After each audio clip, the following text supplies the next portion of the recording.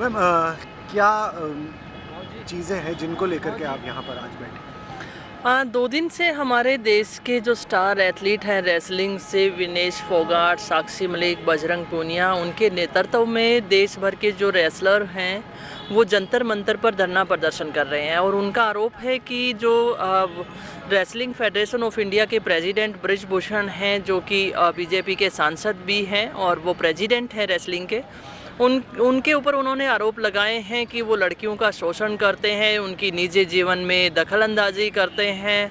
और जब फेडरेशन में किसी काम से जाया जाता है तो आरोप लगाए हैं कि उनके साथ बुरा बर्ताव किया जा रहा है।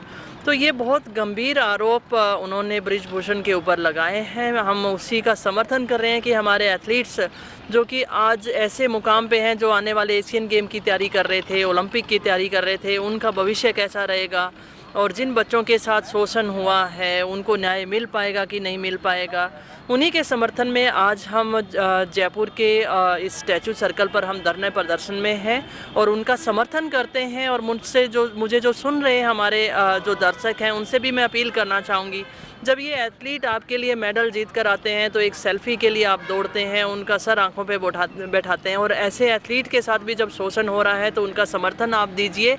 और ये लड़ाई जो है अकेला एथलीट्स की नहीं है, उस आने वाले भविष्य की भी है जो खेलों के माध्यम से मेडल जीतना चाह रहा है, तो वो 100 बार सोचेगा कि मुझे क्या करना चाहिए। ये गंभीर आरोप हैं और उन्होंने सबूत होने की भी जो बात रखी है। तो मैं प्रधानमंत्री जी से आह्वान करना चाहती हूँ, निवेदन करना चाहती हूँ कि बेटी बचाओ बेटी पढ़ाओ का जो स्लोगन आपने दिया था, जो रेसलिंग फेडरेशन के प्रेसिडेंट हैं उन्होंने इसको तार करने का काम किया है। कानून के हिसाब से उन्हें सख्त से सख्त सज़ा मिलनी चाहिए।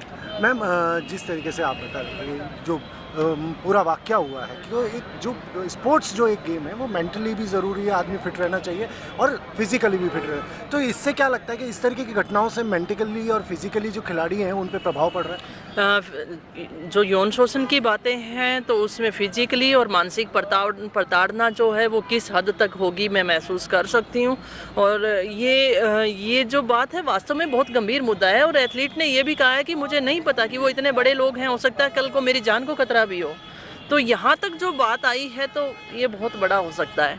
और अब ऐसी अगर स्टार एथलीट उठा रहा है तो निश्चित तौर पर मुझे लगता है कि पीएमओ को इसमें अपना दखलंदाजी करनी चाहिए और उन एथलीट्स को न्याय दिलाना चाहिए। मैम जिस तरीके से स्टार एथलीट के साथ ऐसी घटना हुई है तो फिर छोटे मोटे एथलीटों के मनोबल में कहीं ना कहीं इसका प्रभाव पड़ेगा। इसीलिए ज़रूरी है कि अगर इसमें न्याय मिलता है तो छोटे एथलीट जो भविष्य बनाना चाहते हैं उन्हें ये रहेगा कि नहीं, हमारी गवर्नमेंट या हमारे जो जनप्रतिनिधि हैं या जो मिनिस्ट्री है, स्पोर्ट्स मिनिस्ट्री है, वो हमारी बात सुन रही है, हमें न्याय मिलेगा।